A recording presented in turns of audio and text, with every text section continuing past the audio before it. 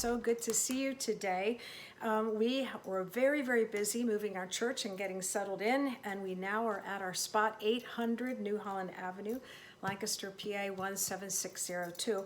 Our church services are 10 a.m. Sundays and Wednesday night, 7 p.m. So look forward to seeing you there or watch us online. Amen. We'd love it if you'd subscribe to our YouTube channel and give us a like.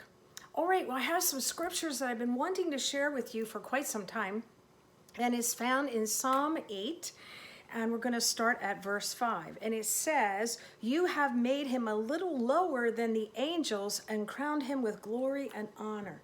So it makes it sound like we, the people of God, are actually, it sounds like we're made lower than angels, or we are the same level as angels. So what are we? Are we angels that we're just gonna, when we die, we go to heaven, we're just gonna float around and strum on harps and things like that? You know how they always depict that, you know, for what heaven's like. There's angels just floating around on clouds and they strum harps, you know. No, that is not what we are going to do. See, when back in the garden with Adam and Eve, when God had created Adam, he made him a son of God. And Eve also was a daughter of God. But in the class of son, in other words, God's children. And so that's the way God wanted it to be. And Adam had abilities that were just powerful and wonderful. But then when he fell, in other words, when he ate of the fruit of the Garden of Eden, that, you know, God had said, don't eat of that fruit, then he actually fell.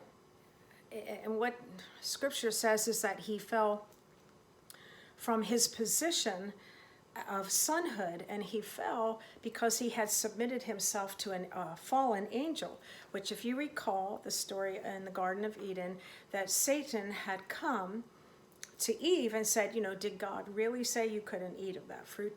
Did he put forth all these questions? And so then the Bible says that Adam was right there with her, and she ate some of the fruit and gave some to Adam, and he partook of it. And so at that point, Adam was submitting himself to the serpent, submitting himself to the word of the serpent, and not to the word of God.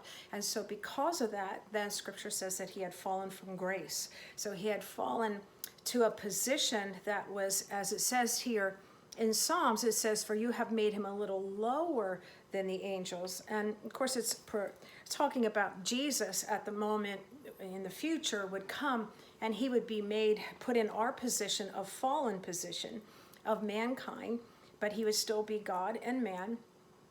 And God had put him in the position of being able to take our place, to go to the cross, take our sins away from us, to take the sins onto himself. And the only reason that God sent Jesus to do that is so that we could be freed from the position that Adam had fallen to underneath Satan, which was a fallen angel. If you recall, Satan was an angel in heaven. His name was Lucifer. And then he rebelled. He and a third of the angels rebelled against God. And, you know, Satan has said that he wanted to sit on, you know, God's throne. You can read about that in Isaiah 14, but and Ezekiel 28. But Satan had rebelled against God. And then when he came to earth and he caused Adam to believe his words, then Adam actually fell from the position that he had, which was Son of God. So God himself sent the triune being, Jesus, part of the Trinity, or the triune part of God, God the Father, God the Son, God the Holy Spirit. So God the Son came to earth and was made a sacrifice for us so that we could regain, or we were bought back from Satan's clutches. We were bought back into the place of sonship. And so what Scripture says here, it says God made us, it says, for a little season.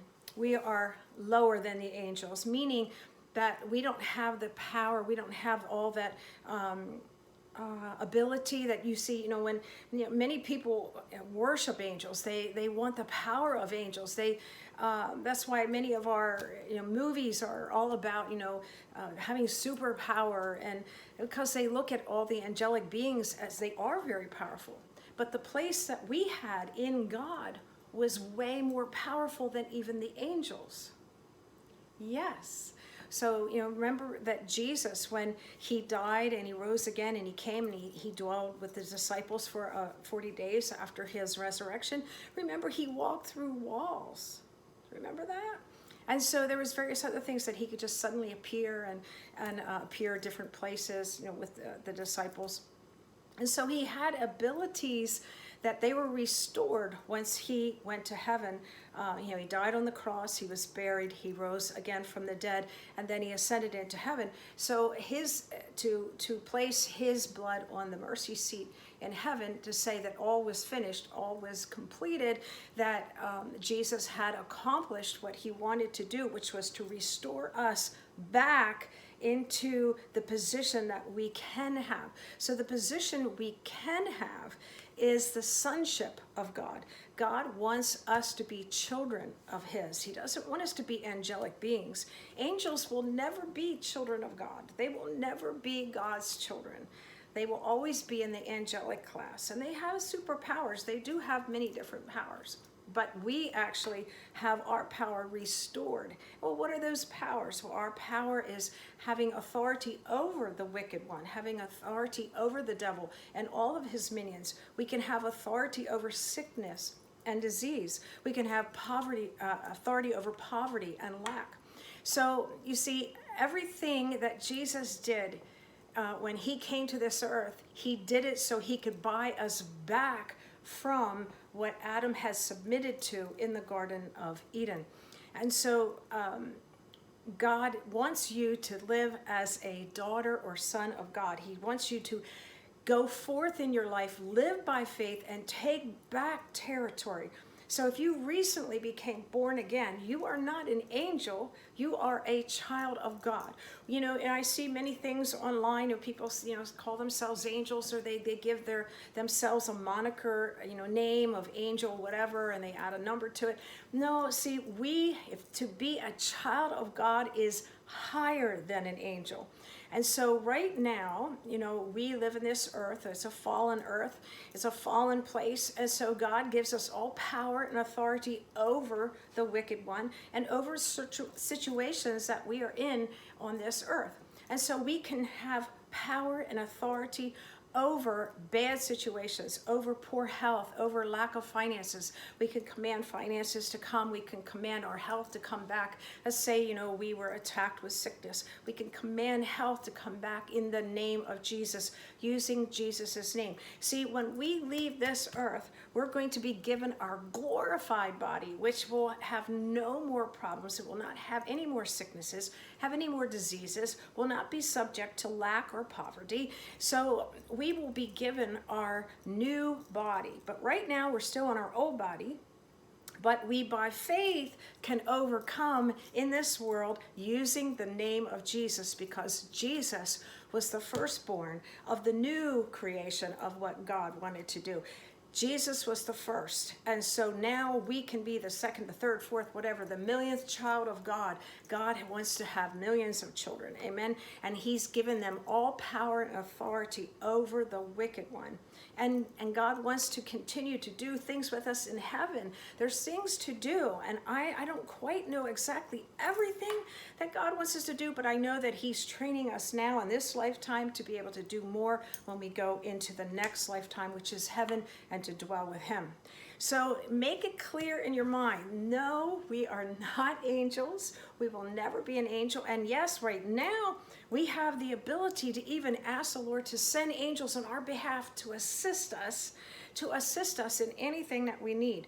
And so I encourage you, like if you need help with even moving something, like many times I've asked the Lord to give me supernatural strength, asking the Lord to send angels to help me to lift something because sometimes things are too heavy for me.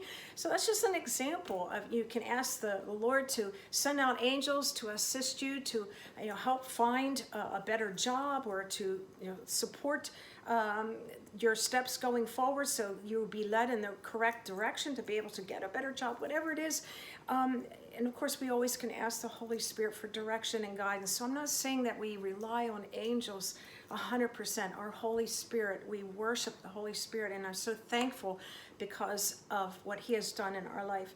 But the angels are there to assist us, and Scripture says in Hebrews chapter 1:14 that we can have those angels come assist us, but they are not higher than us. We are just lower at the moment in the sense of our body form, because this is not our glorified body. This body is subject to sickness and disease, to tiredness, whatever, is subject to those things of this world. But the day is coming when we will get our new body, and our resurrected body, a body that just cannot, fade away. It's not going to get sick. It's not going to get old. Isn't that interesting? So we are not angels. I just want to make that clear. We are not angels. We're not in the class of angels. We are in the class of being able to become a daughter or son of God. And once you become born again, if you ask Jesus into your heart, into your life, make Him your Lord and Savior, you have the right to become a child, a daughter, a son of God, with all of the authority that God wants you to have. So I encourage you today, know that God has restored you and wants to bring you to a higher place in Him, and not leave you where you are. Wherever you are right now, you say, well, I'm pretty broke, I'm pretty poor, I'm not feeling too good. God wants to restore those things that were stolen from you by the devil. The Bible says Satan comes to steal, kill, and destroy. But Jesus said, I came to give you life, and that more abundantly. So I want you to just put your mind, your heart, your faith towards believing God today. Amen. All right. Well, God bless you. It's so good to see you. And we're going to be talking more and more in the next weeks to come.